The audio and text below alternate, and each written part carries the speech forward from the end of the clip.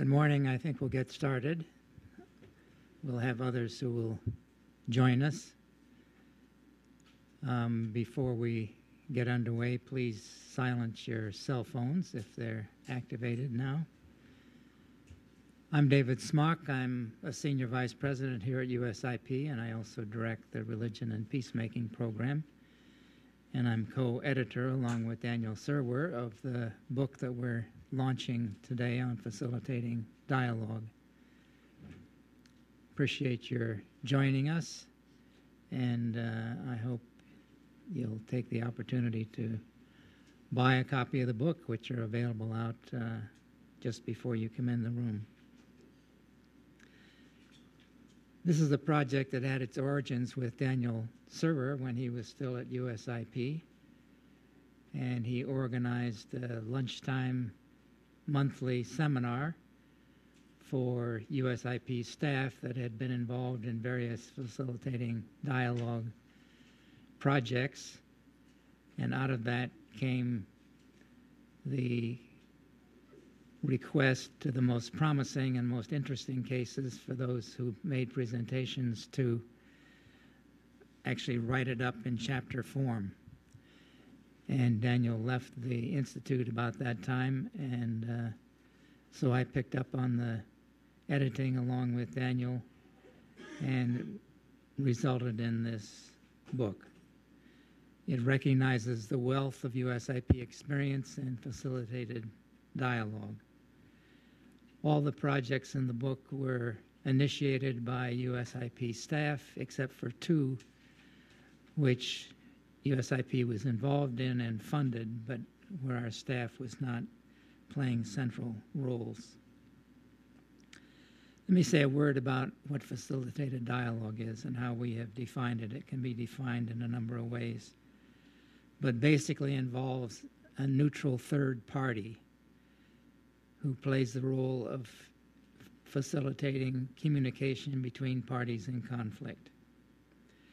It includes three core components. One is sensitivity to the discussion to bring back counterproductive discussion back to productive discussion and conversation. It involves structuring the discussion in terms of underlying interests. And third, it usually involves structuring the conversation to achieve some early consensus so that people will come to believe that agreement is possible. Sometimes facilitated dialogue involves conversation among official parties. More frequently, it occurs unofficially. But hopefully it will contribute toward the resolution of the conflict and ripening the conflict for resolution. The participants need to be influentials in their society if they're not officials. And facilitated dialogue usually offers the opportunity for moderate voices to be heard, since in contrast to the fact that in most cases it's the extremes who get the press play and are most frequently heard. It often provides an opportunity both to air past grievances. Hopefully it doesn't get bogged down in just a reiteration of past grievances, but more productively planning jointly for the future as to how the society can move forward in a peaceful way. And another goal is the forging of healthy relationships between adversaries, along with reconciliation. So those are some of the key elements of the way we have defined facilitated dialogue, and basically consistent with what the literature of facilitated dialogue also recognizes as the key features.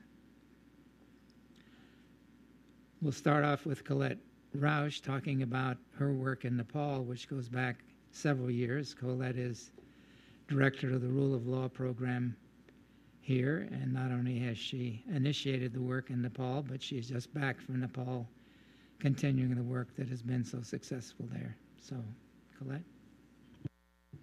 Thank you, David. Good morning, everyone. What I wanted to do is, before I get into how what we're calling justice and security dialogues worked in Nepal, I wanted to give you a little bit of background. As David mentioned, we've been involved in working in Nepal for a number of years. It actually started back in 2006. At the time, a colleague of mine had asked that we go to Nepal to look at what was happening within the conflict that was ongoing in that country. Specifically, for those of you who may not be aware of what happened in Nepal, there was a Maoist insurgency that had been going on for over 10 years, and it was raging through mainly the countryside, the rural areas. And it was a battle between the Maoist insurgents and the Nepal army, with the police originally trying to combat it and taking the heaviest hits, the civilian police, and then the army later. And so it was in that context that it was ruled by a king, and the king at the time in 2005 had decided to revoke a lot of the civil liberties, in essence, clamp down on the media, civil society. There was just a lot of tension at that time. And so it was within that context that we arrived. Unbeknownst to us, when we scheduled the trip, we didn't know that what was called then John Ondalen II, or the People's Revolution, was going to take place. And so we arrived at the tail end of that popular demonstration. And it's interesting in the context of Arab Spring, what we're seeing today. Nepal very much had a lot of the indications that we're seeing now, but they had already been through that. And this happened in 2006. So we arrived a few days before, in the midst of all of this uproar. And when we arrived, the king had made the decision to step down. There had been deaths of protesters, a lot of tension.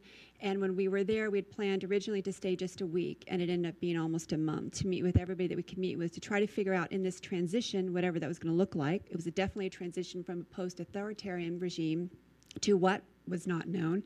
The peace process had not yet started, so there was still the conflict with the Maoists that was still unresolved. And to make a long story short, it was very clear to us, who had been working in rule of law for many years in countries coming out of transition, that we were going to have a security gap there. All countries are different, certainly, but sometimes violence, crime has a lot of commonality wherever we find ourselves.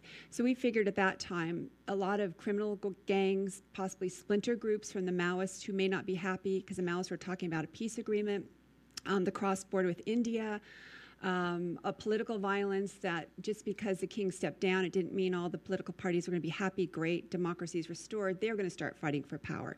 And Nepal had a history of political violence and youth gang competition between the political parties. So we could kind of see this in the way moving forward.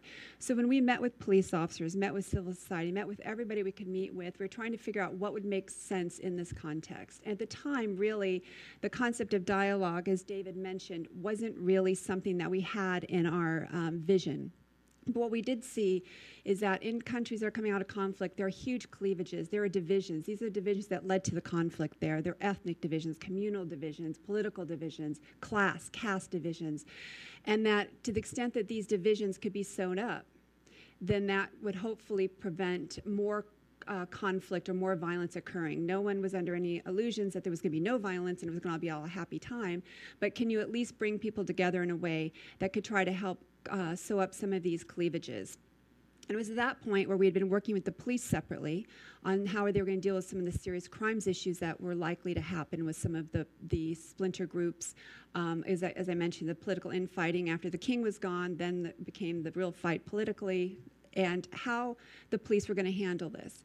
We also were talking with civil society, who is used to fighting against the government, protesting against the government, and how are they going to change their role to be more constructive force in whatever this transition was going to be. How do you switch your hat from fighting against the government to maybe cooperating with the government in a constructive way and feeding into a more successful transition?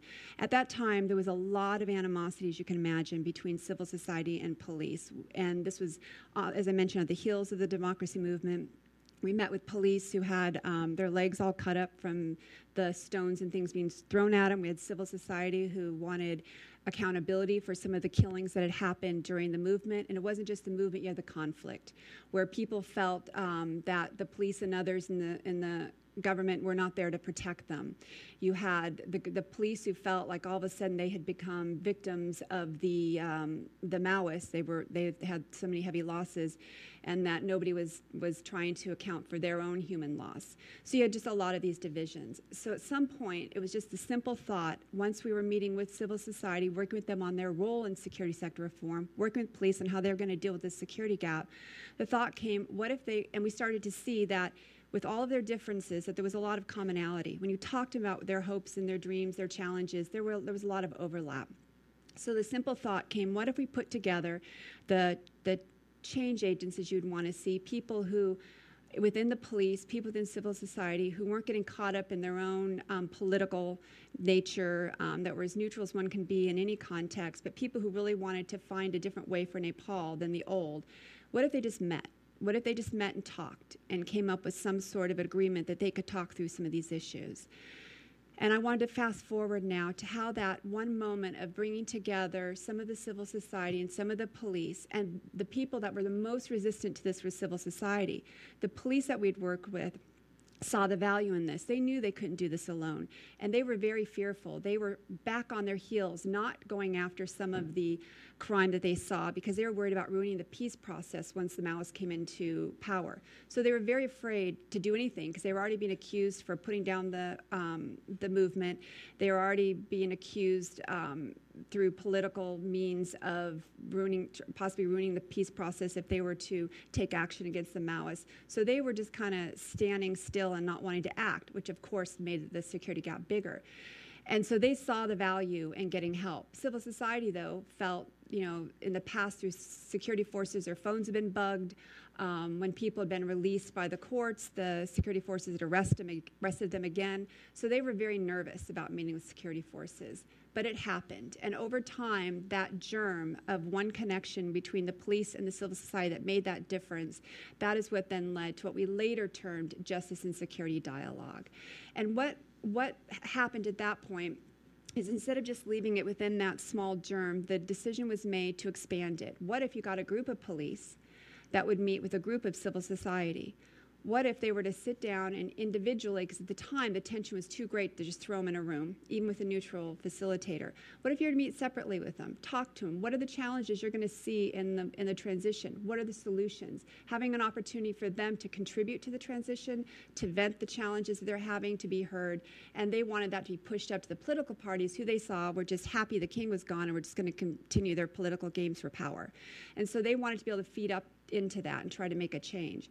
Then meeting with civil society, what are your hopes, your dreams? Where do you see the challenges? Where are going to be the problems in the transition? How can you feed into that?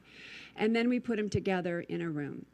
And it was at that point, I think, that we knew we had to have a neutral facilitation. We also knew that we needed to have a process where we could talk to them about what the challenges were that other countries face, case studies, something that would try to not make it so focused on Nepal that it could devolve into, possibly making more cleavages, which is always a fear in the back of our minds.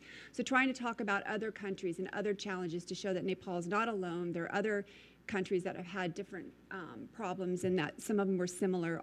Obviously, everything's different how you address it, but there's certain common problems coming out of transition.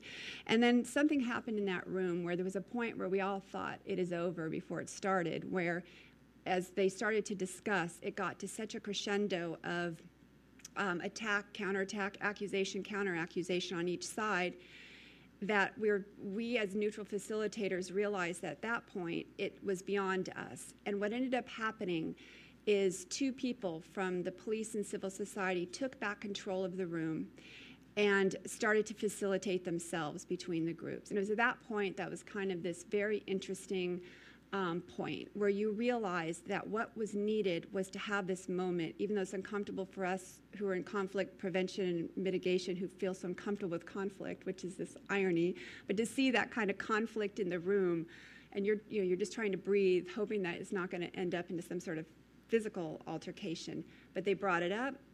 I'm blaming you, back and forth, and then there was this moment of recognition when both sides took over of, you know what? The police said it first. We recognize what we did wrong in this instance that they were talking about.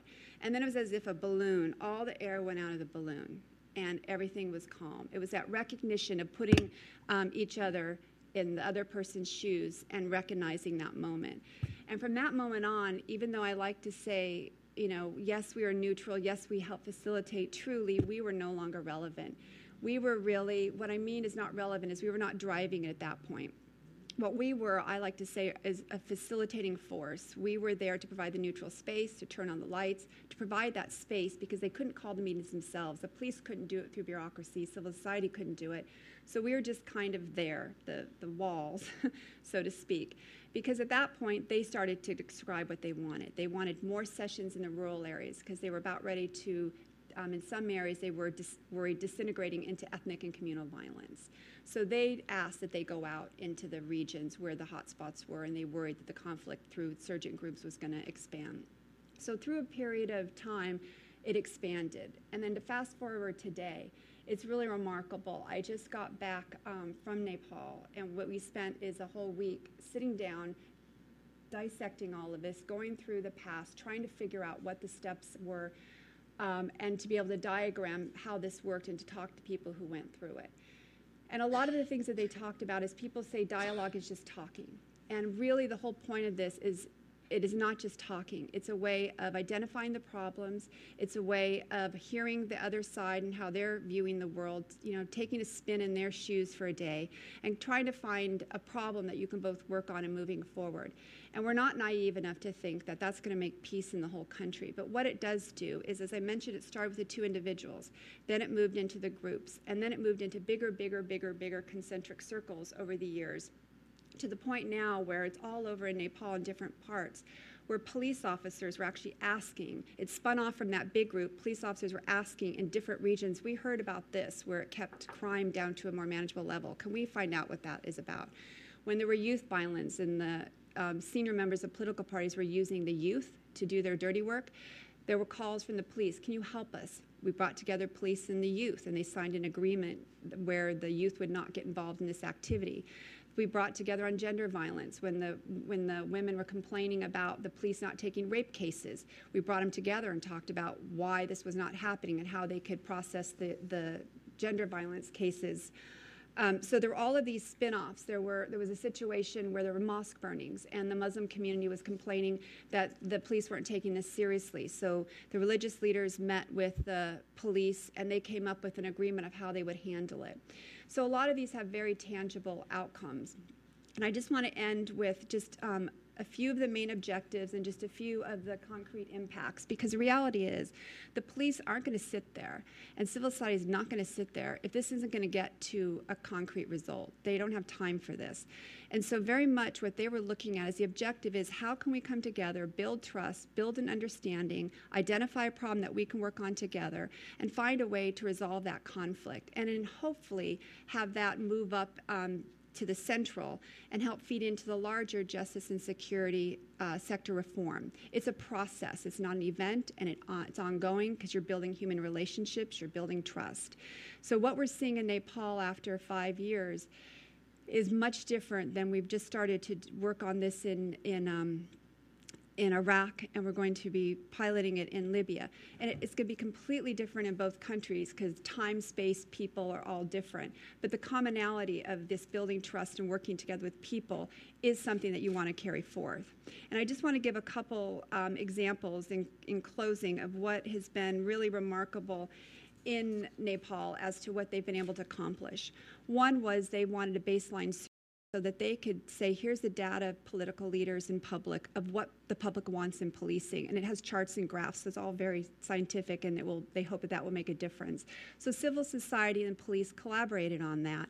They requested it, and now there's a survey that's being used by donors, by the government, and out of that, there have been things like a new law that was passed that was needed. There was Inspector General of Police, first time ever publicly acknowledged that, yes, there's political interference and we need to stop that. And that was only something that you'd say in closed rooms or people would say to you, but that was said publicly. And then on some of the specific things, two last things is there was a situation where the communal violence was expanding out of control in a village, and the huts of the Khmer, who were the bonded laborers, were being torched. And the police, because they don't speak the language in certain areas, and a lot of them come from a different caste system, couldn't communicate and couldn't stop the situation. So they called their civil society counterpart that they had been working with and said, could you please come help? And together they were able to stop that violence in that specific area. In another area, there was a lot of the youth violence that I'd mentioned earlier. And going along with that, it was kind of a Wild West, although it was in the east of Nepal, but I'm from Nevada, so the kind of the Wild West, lots of guns, lots of stuff in that area was going on. And so what happened is the police came and begged, can you guys please provide the neutral space for us to meet with these youth groups? The youth groups came. It was the first time that they felt heard, honored. They're frustrated with no employment, and they knew they were being used by their elders, but this is the way the political system works. This is the way their system works. But through these discussions, they came up with this agreement.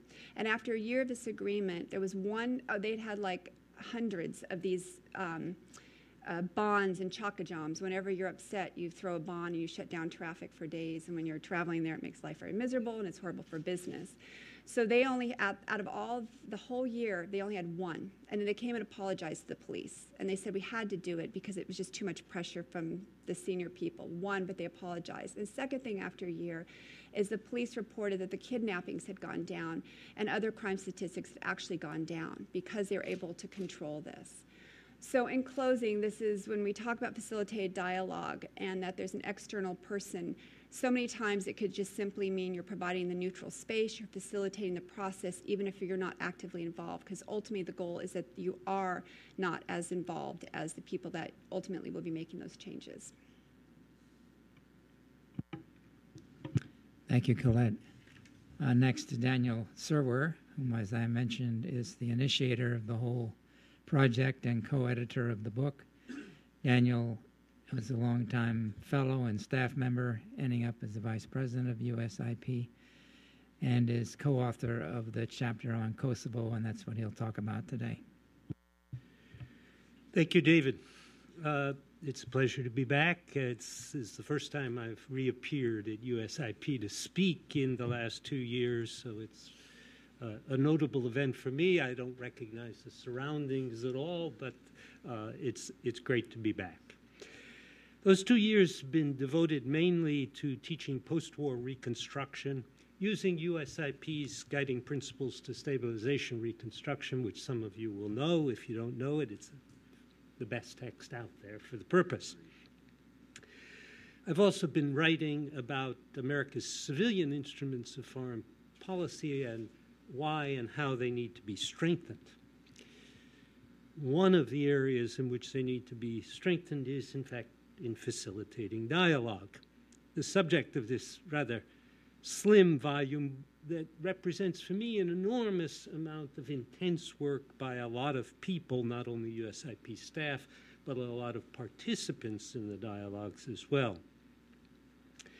I'm going to contradict David, who says this originated with me. It actually originated with him, because when I arrived at USIP in 1998 from the State Department, there was a director of the grants program, David, who was anxious to apply what the Institute thought it had learned in its previous, more or less, 10 years of existence, to apply that in conflict zones. And that sounded like a hell of a good idea to me, so I tried to carry it forward, first in the Balkans, with only modest success, and later in Iraq and Afghanistan.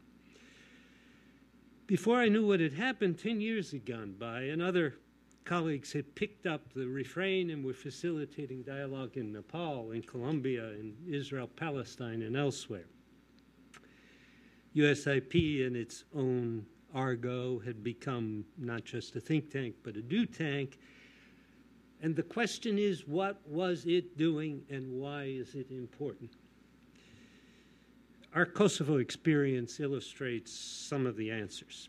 It was getting people not so much to talk to each other, and this is a point that Colette has already made, but I'll underline it. People rarely have problems speaking. The important thing was that we were getting people to listen to each other. This is much harder.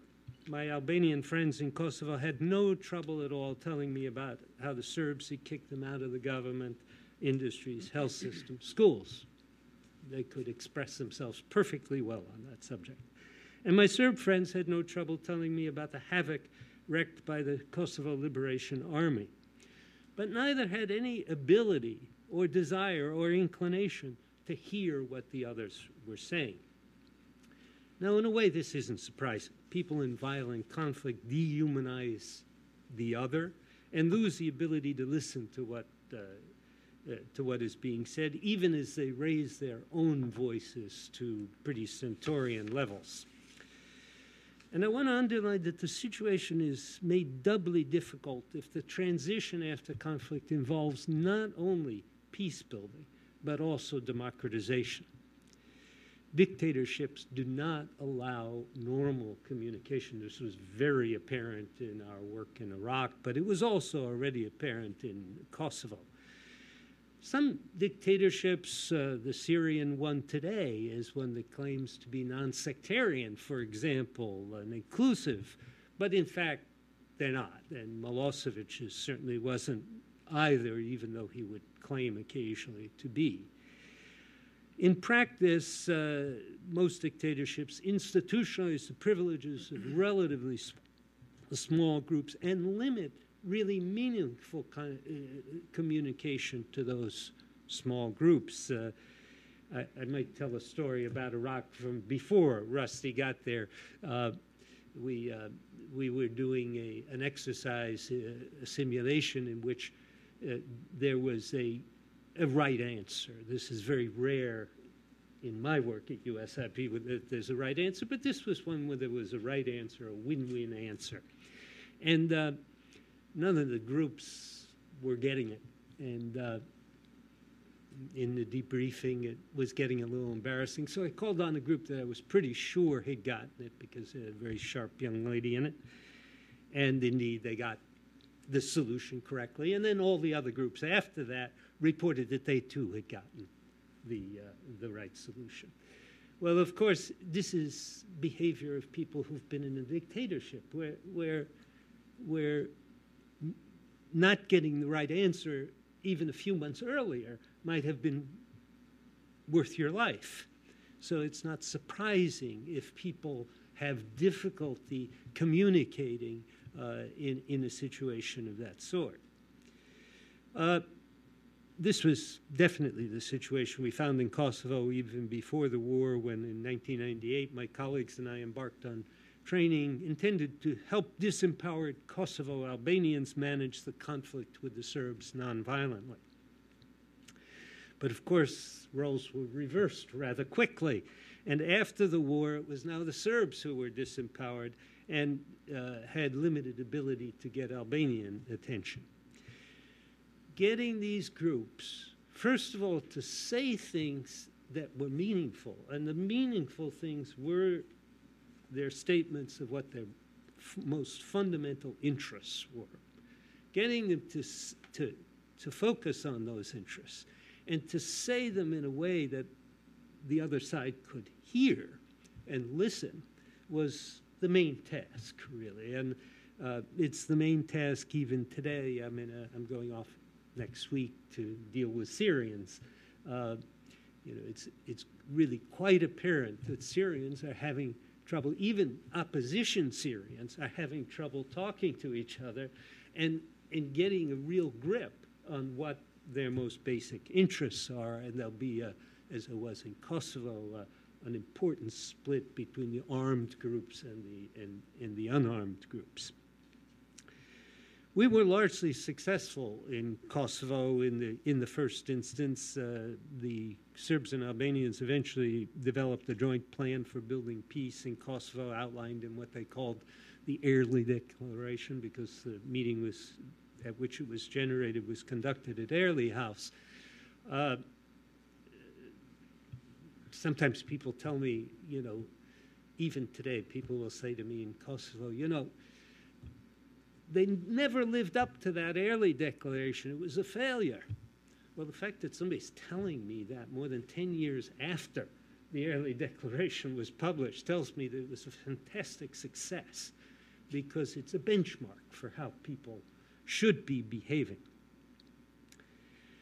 The problem is, and here I want to indulge in a little self-criticism, that the whole process, and it's described in our chapter in the book, came to an abrupt and premature end. I attribute the end now in part to the rioting in March 2004 that resulted in serious damage to Serb communities and a further exodus of the Serbs from south of the Ibar River in Kosovo. In actual practice, some of the funding had dried up even before those riots occurred. And the riots weren't enough to reopen funding.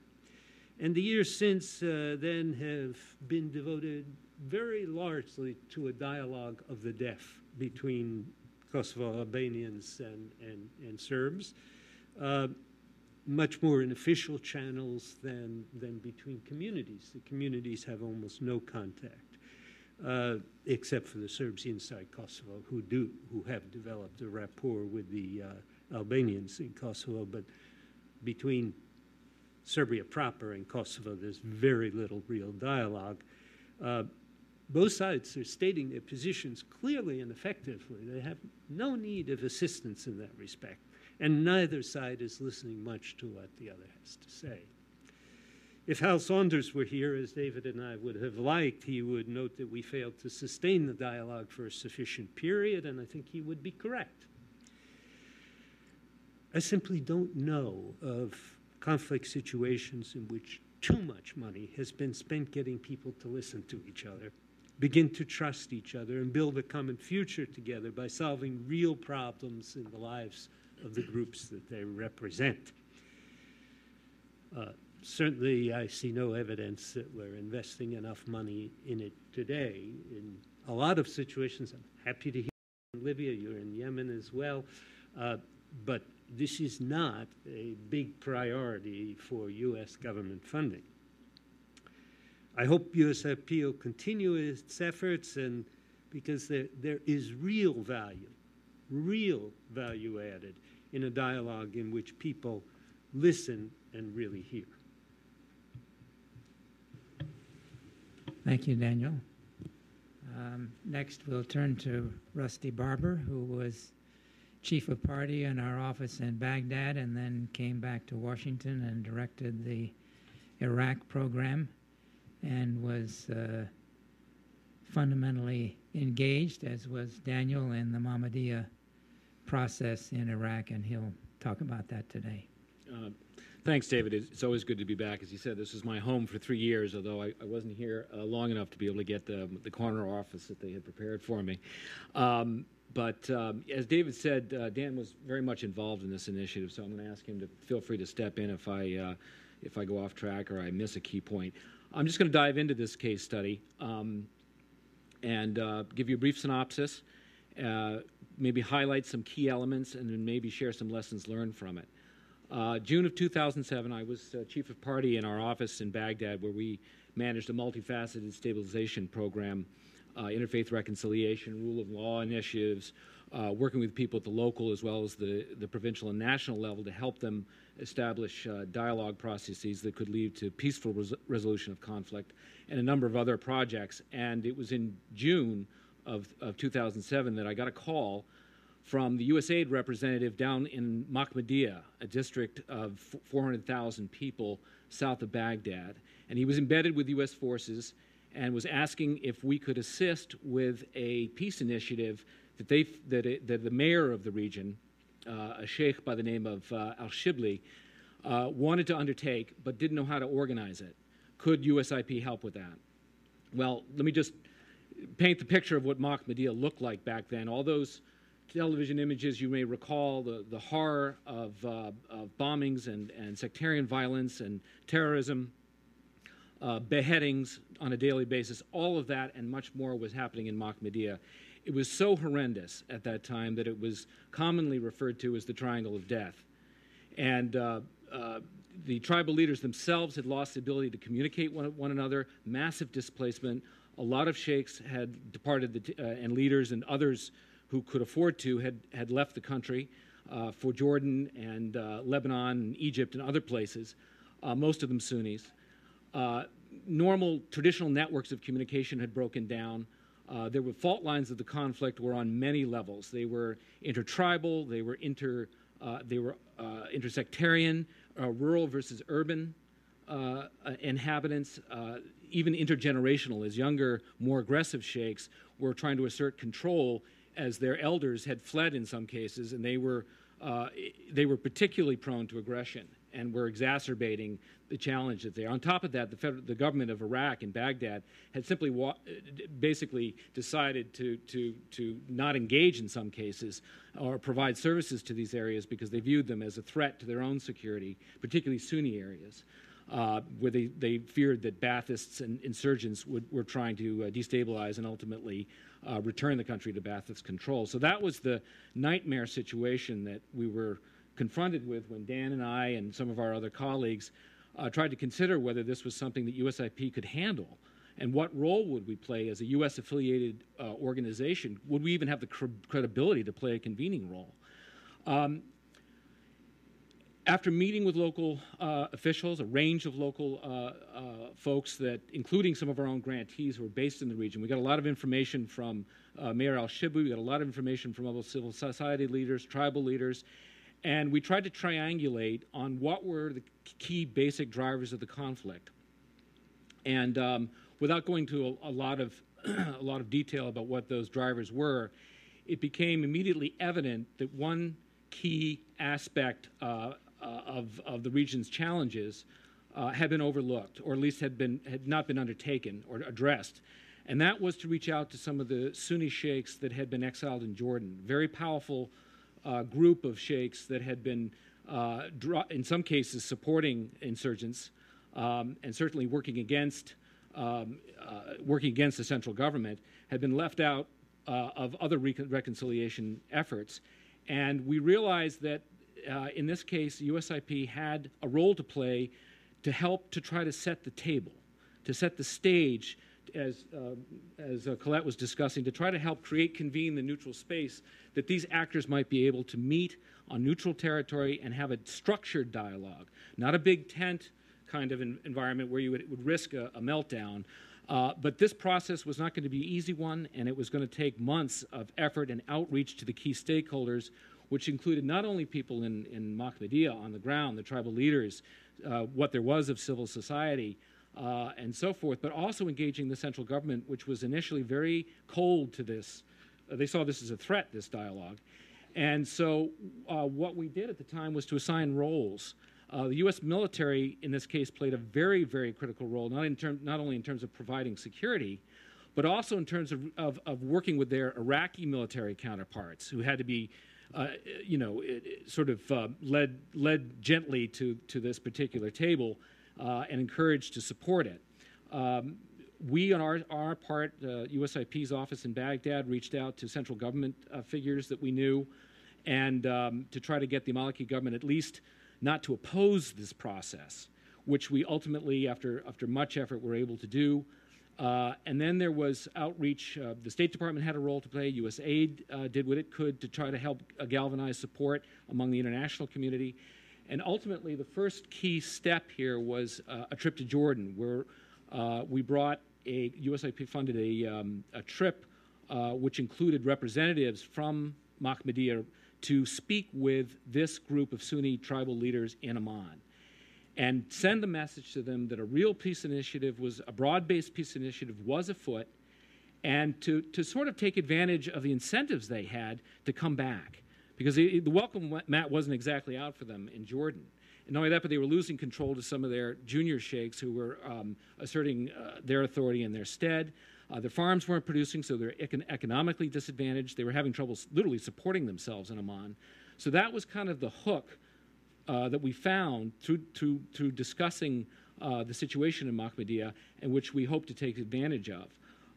The credit goes to this mayor, al-Shibli, who put together a critical little group of 7 or 8 representatives that was from Mahmadiyya, which included the Iraqi military commander, which was perhaps the single most important thing he could do, because this commander, in dialoguing with his enemies, in effect, or those who were supporting his enemies, could actually show them, here are the lists of insurgents or people we believe are insurgents that we've incarcerated. This is the status of their cases. Now, these are, in many cases, the tribal members of these tribes. And so these tribal leaders are very anxious to know what is happening to these detainees by name. And this general was able literally to open his laptop and say, okay, this is the status of your tribal, of this individual and that individual.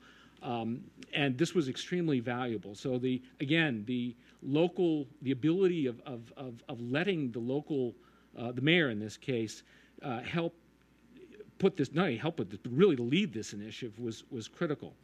And it was Dan who suggested, I think, at the time that we not have a big group meeting, which is what Al Shibli had originally suggested, but instead establish ourselves in a hotel and then invite these tribal leaders to come one at a time to engage with this group without the pressure of having to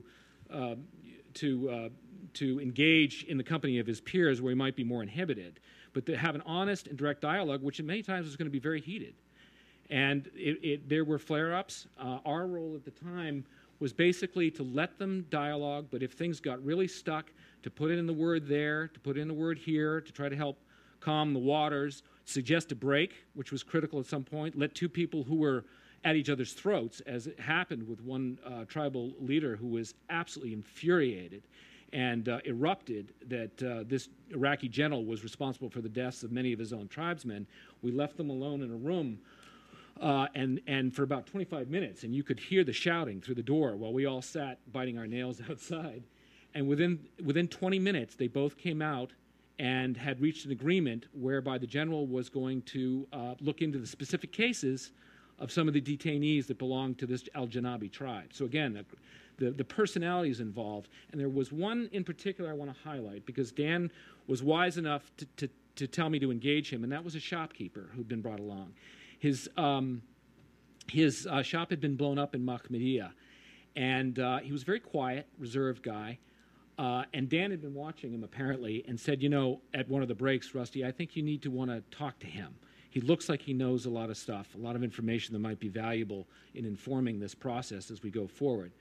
Well, it turned out Dan was right. This shopkeeper knew the backstory of every tribal leader. He knew all the key players. He knew where they fit in the hierarchy of Mahmudiyah. He knew their relationships to one another. And when it came to a conference that we finally were working towards, a 3-day conference, facilitated dialogue conference, he was able to help identify in the seating arrangements who should sit next to whom, and even more importantly, who should not sit next to whom. And that information was absolutely vital to us in terms of assigning what groups they should go into when we got into the conference dynamics and so forth. Anyway, it took a lot of effort. Our group at the hotel basically sat twiddling our thumbs for a couple of days before one of the sheikhs finally came forward, and that broke the ice. And eventually they all came. And it became evident that, in fact, the delegation did a terrific job of convincing them that this was a legitimate peace process, that it was broad-based. The Iraqi government was tacitly supportive. At least it wasn't going to oppose them or to arrest them immediately when they arrived if they agreed to participate in it. And so once we came back from Jordan, that gave us the momentum we needed to begin to move towards establishing a conference where we would bring the paramount sheikhs, there were 32 of them initially, to a conference in Baghdad where we set up a dialogue and a training combination of, really, it was training in basic conflict management techniques, so negotiation, mediation, group problem-solving techniques. And they would learn the vocabulary in the context of that, these tribal leaders. And remember, many of them hadn't seen each other in 3 years. The violence was so horrendous they couldn't literally physically get to one another to communicate. Provide a general vocabulary for them that they could then take into working groups in economy, security, rule of law, social well-being, these areas. And I think I'm missing one area. Governance, thank you. And the most significant element of this conference was that it was entirely Iraqi-led. It was led by Iraqi facilitators, trained by USIP. Initially, I think Dan was responsible for some of the early trainings back in 2004. They had been unfortunately left on their own device for several years, but we reconstituted them and brought 4 men and 1 woman.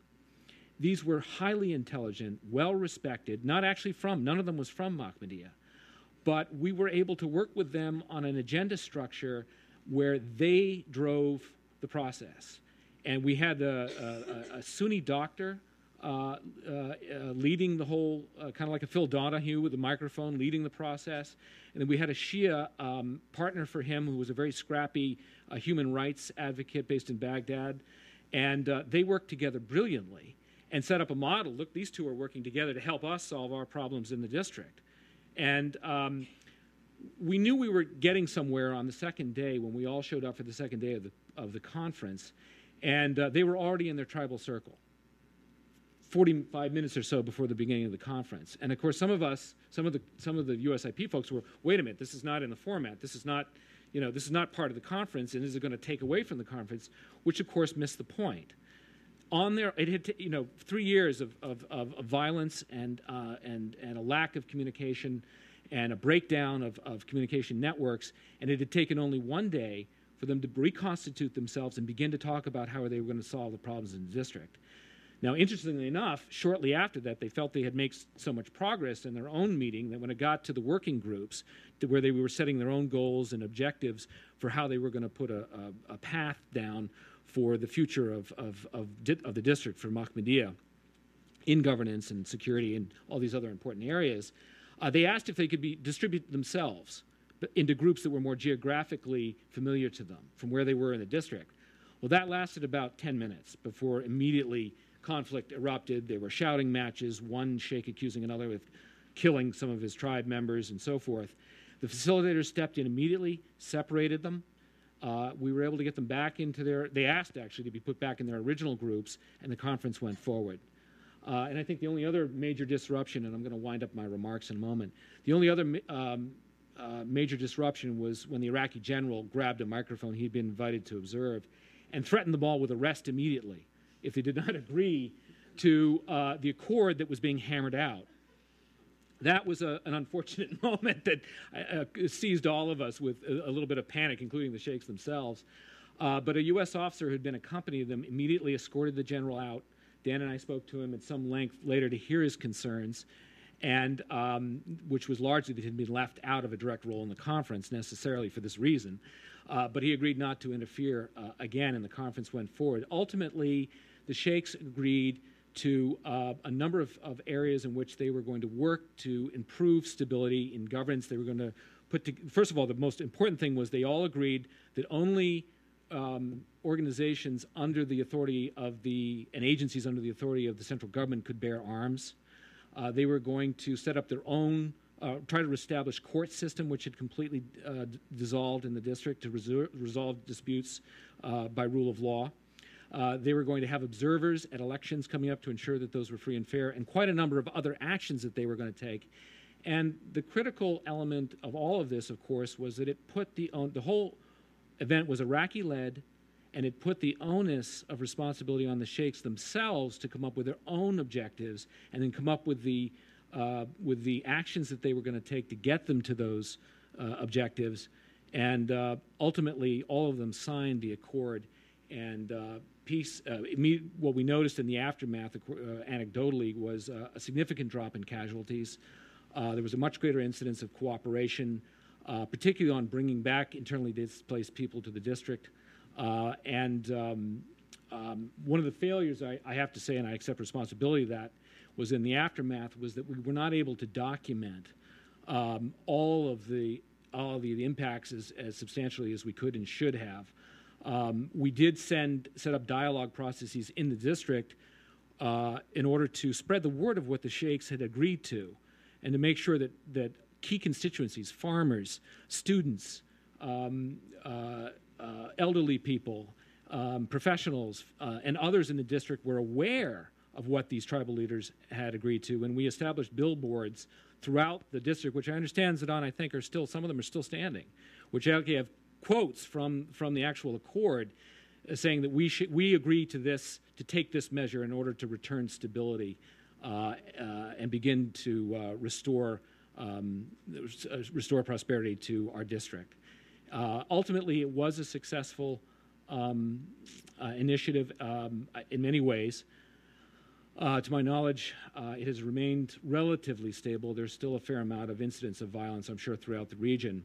But to the extent it was a success, that mostly the credit for that mostly goes to the fact that these facilitators, these individuals, these Iraqis, led their own process with support from us. But the key thing is that USIP, we did recognize that at a certain point we needed to step back. That it wasn't about us, and that if it was going to have any chance of success, it needed to be carried forward by Iraqis and Iraqis alone. Thank you, Rusty. One other note on the Mahmadiyya case is that in our Global Peacebuilding Center on the first floor, we now have a listening station where one of the participants in the whole Mahmadiyya process gives testimony describes what happened and what was achieved in that process, and you're welcome to make use of that as you wish. I'm going to spend just a couple of minutes drawing some of the lessons from these different cases that were described in the book. Some I'll make reference to those that were discussed this morning, and others are those that were in the book but were not discussed this morning. The first is the role of the facilitator is critical. The facilitator is not just a traffic cop, but has to be actively engaged in directing the conversation and helping the participants reach consensus. As Dan said, one of the key roles is to try to help get them to listen effectively to each other. The impartiality of the facilitator is key to the success of the peace-building process. And local facilitators can play a central role, and you've heard Rusty talk about this in the Mahmadiyya case.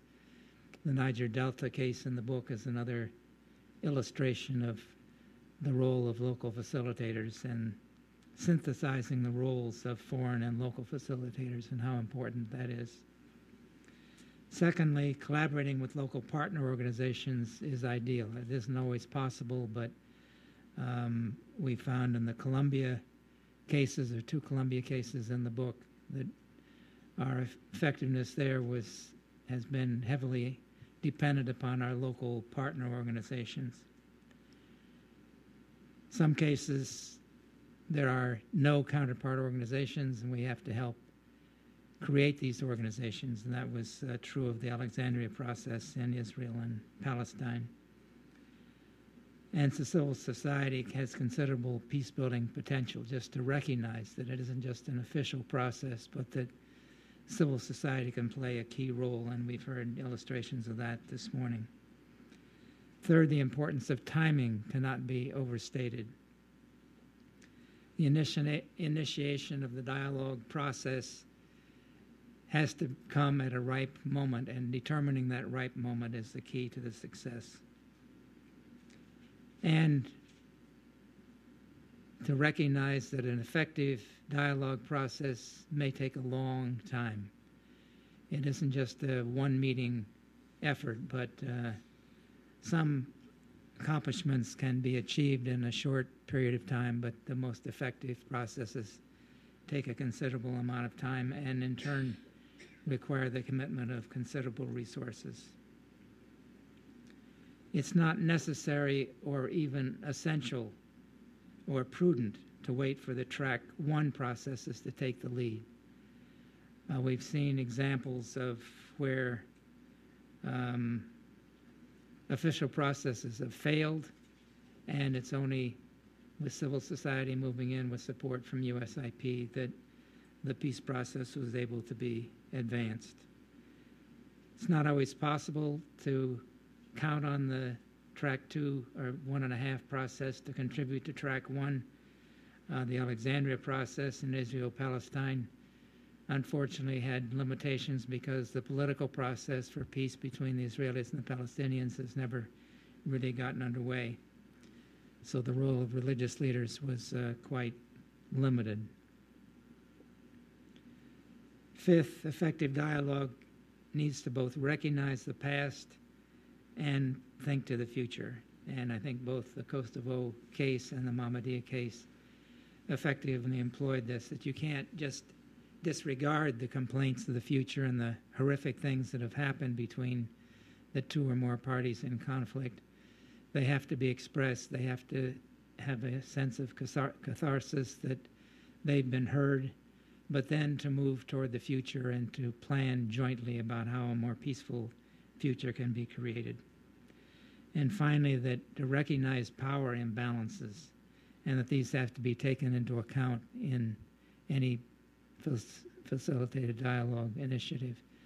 And we've encountered this particularly with the religious project in Colombia, where the Catholics were much better organized and the Protestants were smaller in number and not nearly as well organized, and for there to be an effective collaboration between the two parties, that there had to be a process to bring greater equity in that asymmetry of effectiveness and power. So those are a few of the lessons that Daniel and I drew from the different cases in the book. And I think our formal presentation is concluded now. We have some time for questions and comments. We have microphones on either side. If you would come and identify yourself at the microphone, and we'd be happy to hear from you.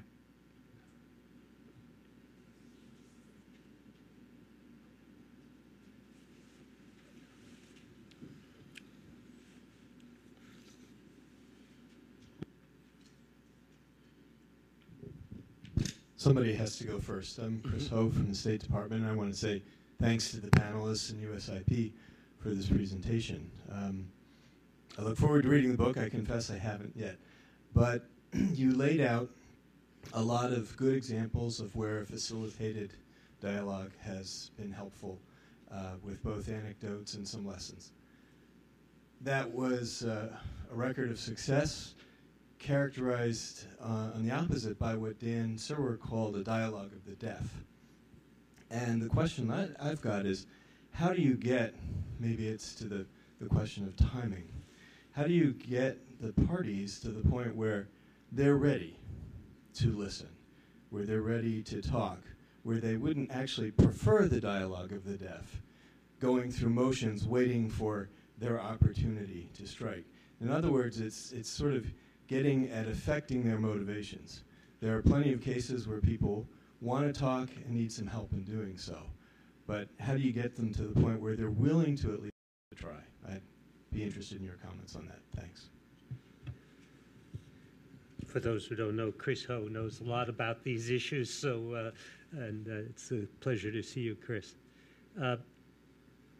I think there are two elements, and I think both of them have been mentioned. One is the emotional dimension, which can be an enormous barrier to people wanting to talk.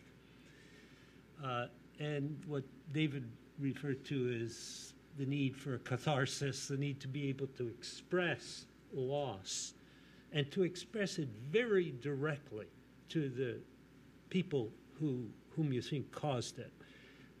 Is a very important part of the process, and that's the reason I left those two guys in the room in Amman, the two tribal sheikhs who had a shouting match, because I knew that they were never going to really get to it if we were there. They were going to snipe at each other, but they weren't going to really let loose at each other if we were in the room. So there is that emotional dimension, and the one I refer in the case in the Kosovo dialogue to an incident that happened to us because we didn't provide for that catharsis during the meeting. We thought there wasn't enough time, and the result was that the meeting blew up in one of the final sessions. In the end, we were able to rescue it, but you know, there was somebody there whose husband and two children had been murdered in front of her, and she wanted an opportunity to talk about that, and we hadn't provided it. So there's the emotional barrier, but there's also an analytical barrier. People don't think that the other guy has any reason to listen to them. They're not seeing the commonalities. I remember the day we did Albanian interests and Serb interests at a training session in '98, one of the first I did, I think. And, you know, the Albanian position was that they wanted independence for Kosovo, period. And the Serb position was that they wanted to maintain sovereignty over Kosovo, period. It happened, the positions happened to be identical even to this day. Underlying those statements of positions were interests like wanting to be secure, wanting to be prosperous, wanting to be safe, wanting to be able to return to your home, wanting to be able to worship as you wanted. And when we got to those, when we could get them to analyze their interests and analyze the other guy's interests as well, then you start seeing some commonalities, and you can build dialogue on those commonalities. So I think there's an emotional dimension, but there's also an analytical task that has to be somehow incentivized. Yeah, and just one other factor I think is really crucial when an outside facilitator is involved, and that is, who is the facilitator? What is their reputation? What is the trust level? And I know for the work that we were doing at the time, having United States in our name was an impediment to having the Maoists be involved because of the way the U.S. was perceived, and also other external players. If India had been involved, that would have been a problem. And so it took time for the people coming there to check us out, our bios. I mean, they were doing their own form of intelligence, and they wanted to see, is this a group we can trust? What's their agenda? Who are they favoring? Is this really, are they with the king? Are they going to be anti-Maoist? Are they really doing the bidding of India? All of these types of things were going on. And so I think, just as Dan mentioned, you have the emotional barrier, getting past whether they think, is this going to make any difference and do we have any value? But really, is this going to be a genuine process? Is this a safe space? Is the facilitator truly neutral? What is their agenda and what is their reputation? So it took time for us to build that neutral trust. And then working in Iraq right now, we've had to do it differently. We have not been able to be involved at all except for facilitating from behind, and we've had to put forward the local NGOs who are totally trusted in that community. So it all comes down to trust and agenda. And then if they think that you're on one side or another, then you're history. If I could just add one last comment from the Mahmoudiyya case, building on what you were just saying about the facilitator and their legitimacy and the fact that they're a neutral player. It was counterintuitive. Our concerns that USIP, because of its association with the United States government, with who's actually, and with U.S. Forces who are a combatant in this conflict, that we would not, therefore, we'd have a very hard time playing a credible neutral role. The opposite turned out to be the case. Why? Because in this particular case, not necessarily in others, but in this, the tribal leaders did not trust one another to participate enough to participate in a process unless it was guaranteed by the United States, backed up by U.S. security forces. So that's how this particular instance played out, which was somewhat, counterintuitive to what we initially feared. And also in terms of your question about building up to that process where you can actually get them in a room talking to one another, this goes back to David's point about time. We spent 2 months of dialogue just in the district itself, of getting key personality, identifying them and getting them to talk to each other, knowing that messages were being sent back to the sheikhs in Amman. So that by the time we arrived in Amman, we already had a little bit of a lay of the land. We understood what some of the key issues, what some of the incentives were for them. And then the delegation did a brilliant job of playing on those incentives, that they wanted to come back, that they were running short of money to support themselves in Amman, that they were worried about younger sheikhs supplanting them. So that was our experience and how we approached this particular challenge of getting people in front of one another. There are a variety of techniques that different facilitators have used. I was involved in a mediation process in Nigeria and Plateau State, conflict between Christians and Muslims, working with our local partner. 1,000 people have been killed in this community. And our local partners, the pastor and imam from the Interfaith Mediation Center, started off by asking the Muslims to articulate 10 things they liked about Christians and 10 things they didn't like about Christians, and asked the Christians to say 10 things they liked about Muslims and 10 things they didn't like about Muslims, and then brought the two groups together and shared these. Well, the Muslims had never heard a Christian ever say anything positive about a Muslim, and it completely broke the ice, and similar with the Christians and the Muslims. But it was a technique that enabled people to listen in a way, because they knew that they were nuanced in their understanding. And also in this case, and this relates to an example that Colette illustrated, an apology came by one side to say, we did those things. We apologize for it. Completely changed the atmosphere. All of a sudden, the other side was prepared to say, well, if they're prepared to concede that they made mistakes, let's listen to what they have to say. Go ahead. Hi, my name is Kelly Nuxall. I'm a reporter with Voice of America covering Sudan and South Sudan. And I wanted to know whether those countries' recent negotiations, both with the Comprehensive Peace Agreement and then just a couple weeks ago they negotiated an oil agreement, whether those two countries' negotiations conform or depart from some of the case studies that you've seen and some of the conclusions you've reached.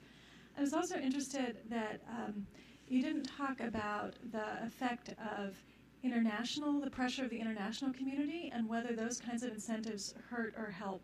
Particularly with Sudan and South Sudan, they were facing pretty major sanctions if they didn't come to a negotiation. Do you think that works, doesn't work? Since I'm heavily involved in Sudan, let me try to address those two. The Sudan case is a little different because it's not facilitated dialogue as much as it is a mediation process with the African Union, supported by 3 former African presidents taking the lead in mediating. One lesson that we've described already is the timing. It's taken an inordinate amount of time to engage in these negotiations and come up with some kind of solution. I think there is no question that the Security Council action threatening sanctions made a difference. There were timelines, there were deadlines, and while those deadlines weren't met precisely, they were met in rough terms within weeks or months of the timeline. The international involvement, both in terms of the mediation, but also in terms of the Security Council intervention and threat of sanctions, were critically important. One criticism I've heard of the role that Thabo Mbeki, the former president of South Africa, the role he has played in mediating between the North and South Sudan, is that early on he didn't take enough of he was more of a traffic cop and not enough of an engaged mediator. He didn't put out potential solutions on his own that might bring the discussion to greater focus. And I think that's one of of course, that's the difference between mediation and facilitation, is that that's more of a role for a mediator than a facilitator. But it was critical that more recently he has come up with proposed solutions and pressed the two sides to come to some agreement with the international pressure from the Security Council has been critical. Can I add a quick word, David? I generally agree that the international pressure can be very helpful, but it can also present problems, especially in real facilitations, because what you're trying to get at in real facilitations is the genuine desires of the people. And, frankly, people will say things to please us, or to please the international community, or to please international donors that they don't really mean. And that can be, a serious detrimental factor.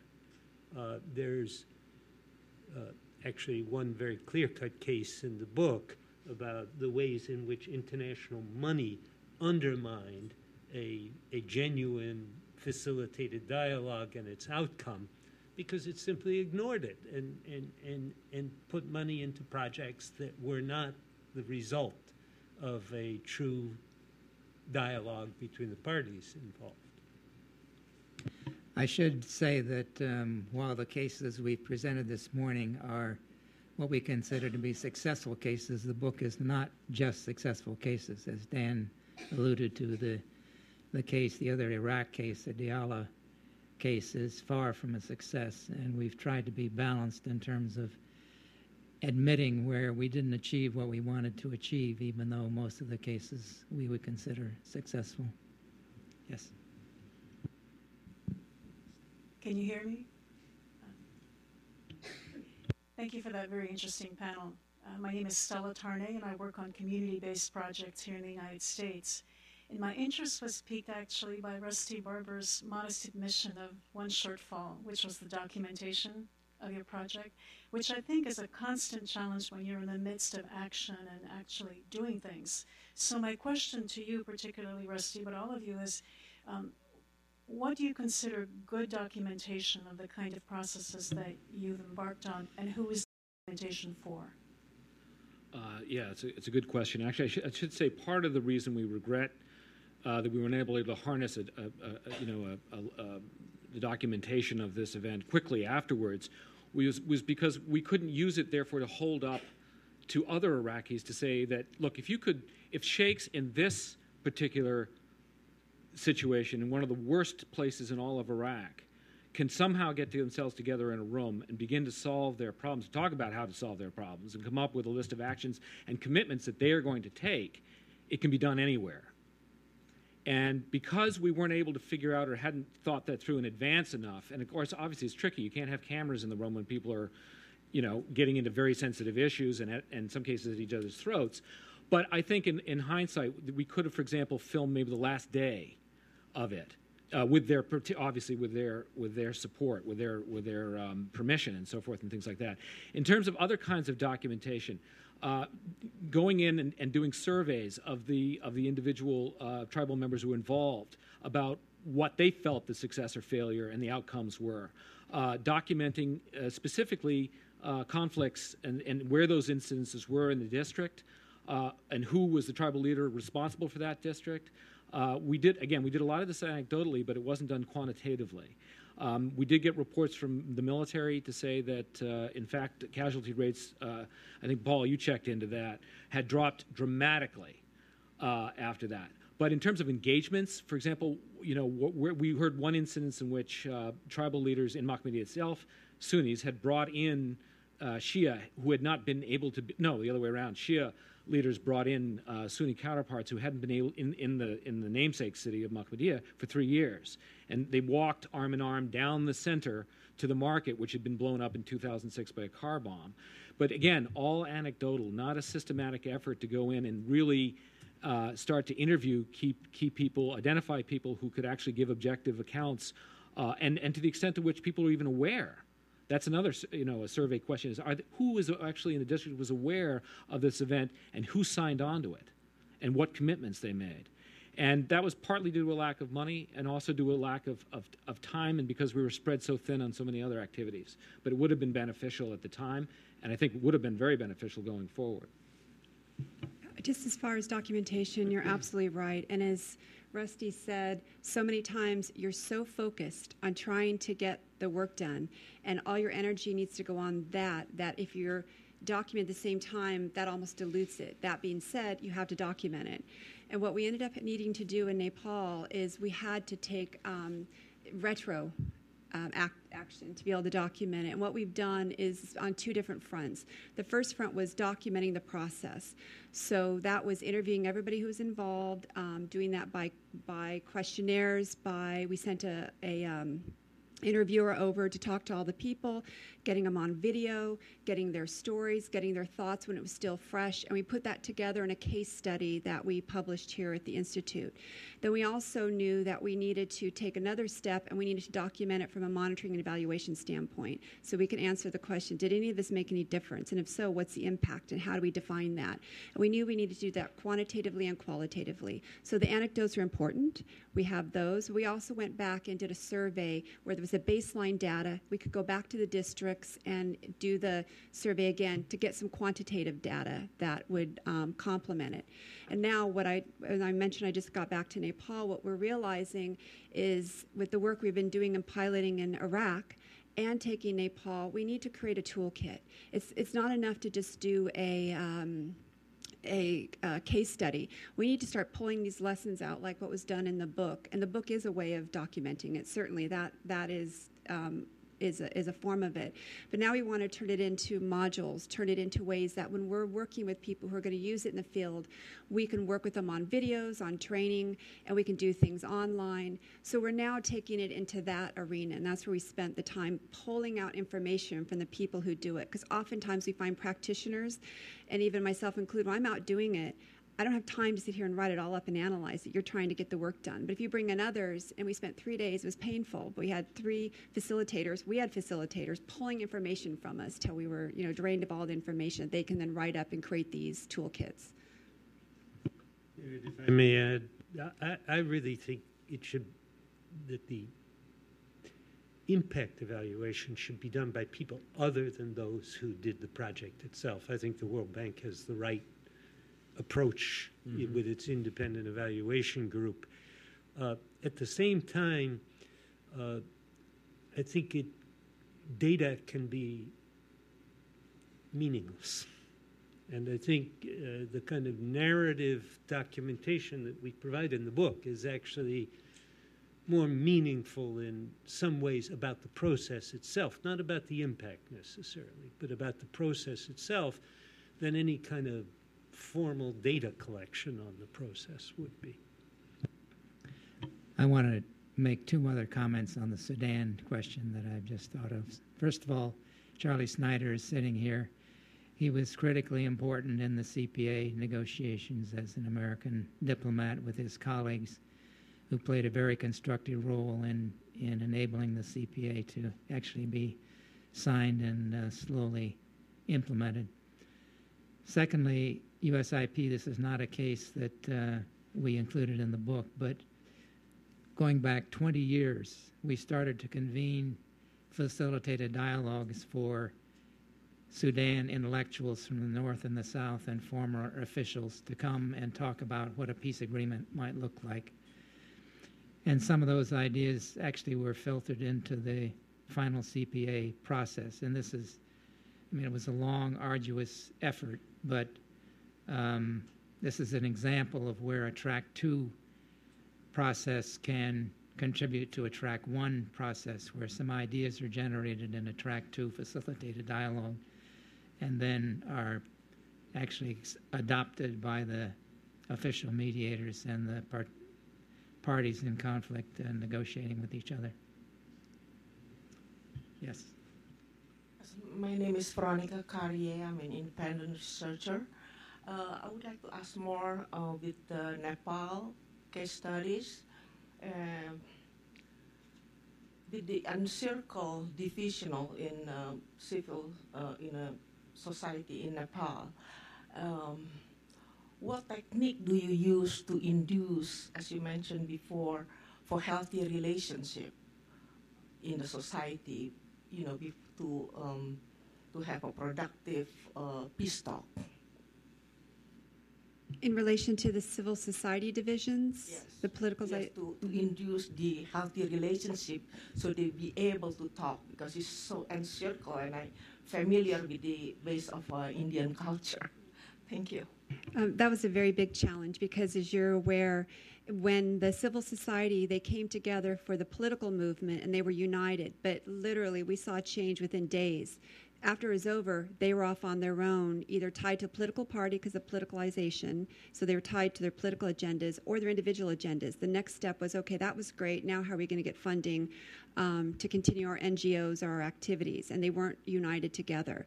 So what it took is it's a lot of the same type of engagement that Rusty and Dan talked about, where you're bringing different sides to the party, whether it was police and civil society. We had to do some building and unifying of civil society themselves.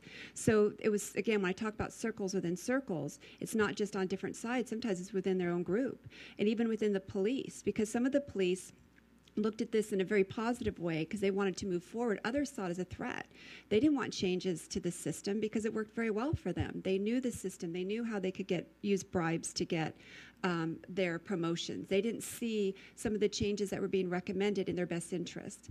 So it's a lot of the same techniques. It's pulling them together and working with them as a unit to show and talk about how this can benefit them. It all comes down to personal interest sometimes. Some looked at the better interests of a better Nepal as a whole. Those are great. The more nationalistic views, a new Nepal, and they saw that larger vision. For others, it's what is it in it for me? How's this going to help me?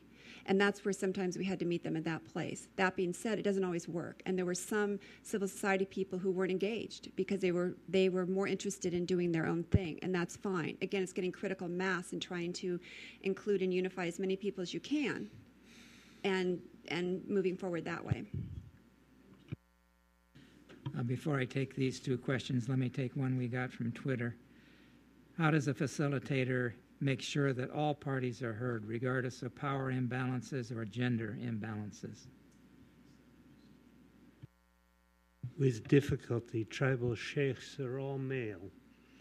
At least they were in Mahmudiyah. It is exceedingly difficult to empower. In Kosovo, there were minorities other than Serbs. There were people other than Serbs and Albanians. They were almost unheard from. It's exceedingly difficult and well worth the effort. I know that USIP has worked with minorities in Iraq and elsewhere. I think it's extremely important to try to empower them to be able to speak for themselves. Yeah, it was just very difficult, even in Nepal, which was ironic. We would go into some of the rural areas, and we had to do a few things. One is encourage the local partners to invite women from their NGOs, but then they would bring them and they would just sit there. And the dominant person in the group, usually the male, would speak for them. And so it's very difficult. In the end, there were certain things that were done where pre-meetings on working with some of the women to get in their voice, the facilitator not wanting to put them on the spot, but giving opportunities for them to speak. So there were a lot of techniques that can be used, but it's obviously very difficult depending upon the culture. But there was progress made. And also it was, when you look at all, not just gender, but also the power imbalances in one rural area, there was one group who had been, as I said, insurgents by night, politicians by day. And so when they came into this meeting, they had never been in a meeting like this before. And I know Rusty talked about this, about preparing ahead of time. And so we made the mistake. We brought them in, and they just had no idea how to engage in this process. So the whole thing was just really kind of vitriolic discussion and just this attacking. But I think our facilitator saw through that and what was coming from that, and through breaks and through the dinner, and then the next morning the person started to transform, was able to present it in a more meaningful way. So again, that was a lesson learned. Had we thought about this, we would have thought more about all of these different areas and realized not everybody's going to be able to sit in one of these meetings and just dialogue if you've never been to a meeting like this before or been asked what your opinion was. I would just add that I think this is one of those instances, too, where an international or foreign facilitator introduced into the situation can often be at a disadvantage, whereas an indigenous facilitator might be able to communicate with those participants in a way, understanding the hierarchies, understanding the interrelationships, the taboos, and be able to engage a minority or someone in a lower power position in a way that doesn't put them at risk or doesn't antagonize a more powerful player. And we saw that not so much in the Sheikhs. You had a primarily dominant, in this case in Mahmudiyah, dominant at the time. So it was very, the facilitators did a fantastic job. Again, a Shia and Sunni facilitator, urban both are urban actually, but they were able to engage these tribal leaders on their own terms and in ways that didn't exacerbate the situation by inadvertently interrupting someone or putting somebody in a position where he would have to assert his authority in order not to appear weak in front of the others. We'll take these final two questions and then we'll wrap it up. My name is Amir Amin, and I work with the High Peace Council in Afghanistan. My question is on Afghanistan, and I'm with the East West Center as a fellow. My question is where do you see the role of the facilitation in Afghanistan, given the role of the High Peace Council that is mandated to lead the peace and reconciliation process in Afghanistan, and whether USIP is involved in any facilitation efforts in Afghanistan?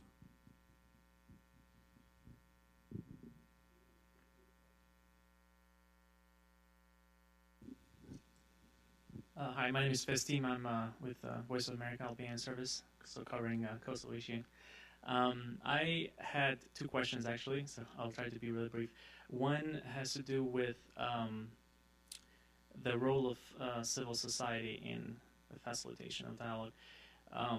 Usually in post-conflict areas, civil society is weak, and it's not maybe as dynamic. And my question is, how does that affect the outcome of dialogue if there is a facilitation of dialogue, particularly in Kosovo, if you can explore that, Mr. Serwer. And my second question is about the impact of track 1 dialogue on track 2 dialogue. And again, specifically, this is for Mr. Serwer. It seems right now that track 1 dialogue between Kosovo and Serbia is, is not working. It's not producing the desired results. How is that affecting efforts to facilitate track 2 dialogue between communities in Kosovo, both Serbs, Albanians, and other communities? And I would even ask, is it possible to have two track dialogues at the same time? Thank you. Well, on this last question of track 1 and 2, I think it is not only possible to have them at the same time, it's desirable to have them going on at the same time. The track 1 dialogue between Kosovo and Serbia is stalled. I mean, that's the long and the short of it, despite a lot of leverage being used by the international community. If I had a bundle of money in my pocket, I'd be paying for a lot of track 2 dialogue. It's just ridiculous that Serbs don't travel to Kosovo to see that they can travel safely in Kosovo. They're a few miles away. I mean, there is such a social distance today that it's very inhibiting for the politicians who would do the track 1 dialogue, because it's embarrassing to be seen meeting with the other. So you got to do them at the same time. You got to give politicians incentives, remove barriers so that they can be seen talking with their adversaries. This country too, we sometimes regard people who talk with our adversaries as traitors. That's not the right way to view that. On civil society, I actually have a different picture of civil society in post-war situations. I have seen it explode in post-war situations. It exploded in Kosovo after the war. It exploded in Libya after the war, in Iraq after the war. In Iraq, it was then killed off by the civil war, but the immediate aftermath of the fall of Saddam Hussein was a particularly rich period for civil society. If I had my druthers, the international community would be pumping more money in that direction. We pump some, but I don't think we sustain it long enough, and I don't think we spend enough. I'll leave Afghanistan for someone else.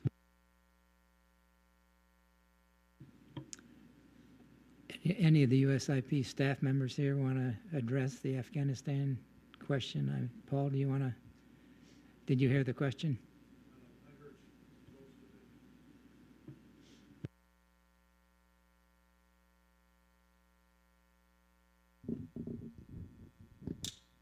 I'm Paul Hughes, Chief of Staff here at the Institute. We do have programs operating in Afghanistan, but not as some of them are at the national level, but in very discrete segments. They're not broad efforts to facilitate some kind of peace settlement.